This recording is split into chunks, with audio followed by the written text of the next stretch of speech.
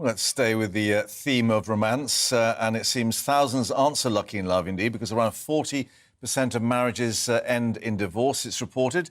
One psychologist's 14-year marriage ending, so she took it as an opportunity to embark on 100 dates with 100 strangers in the hope of finding love again. Did it work?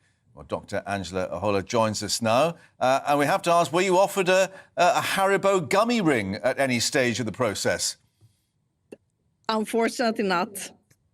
No, OK. So tell us the findings. This was pretty extensive research, 100 dates.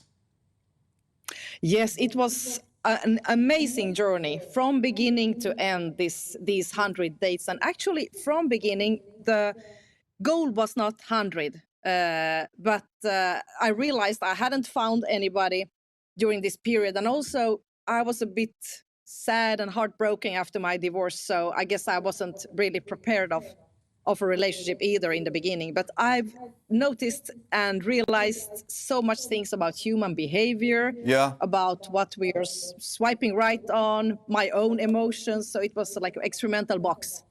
And were you looking for a particular type of person, or were you just literally going on these dating sites and seeing who was out there?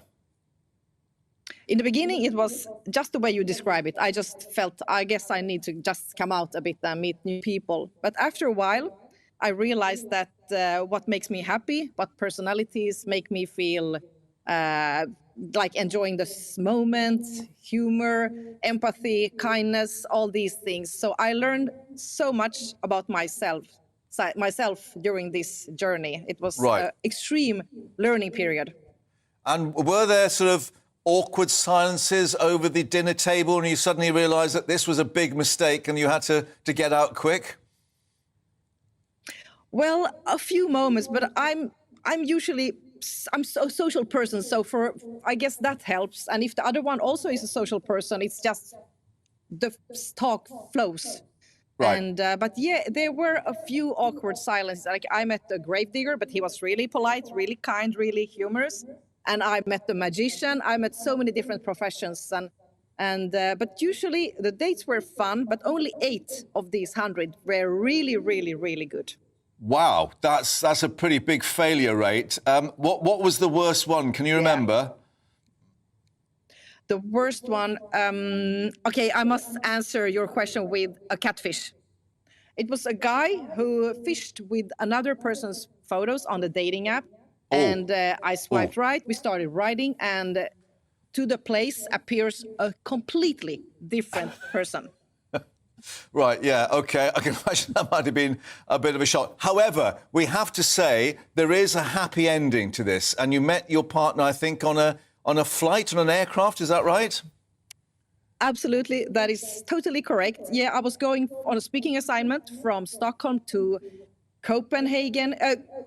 Gothenburg. No, Copenhagen. I'm mixing up the places. But yeah, I was on a flight and I was struggling to fit my heavy travel bag into the overhead luggage compartment while I heard a pleasant voice asking if I needed a hand. And I've held that hand ever since. Ah, well, there we are. Romance wins in the end, and you got your bag in the right place. What more could you want? He always carries my bags. Quite right too. Yeah, right. Romance is not dead. Great to learn there was a happy end. Thank you very much indeed for bringing us your story, and we wish you happy St. Valentine's Day, of course, as well. Thank you. Plenty more views coming in from you. Let's just reflect a few more before we go.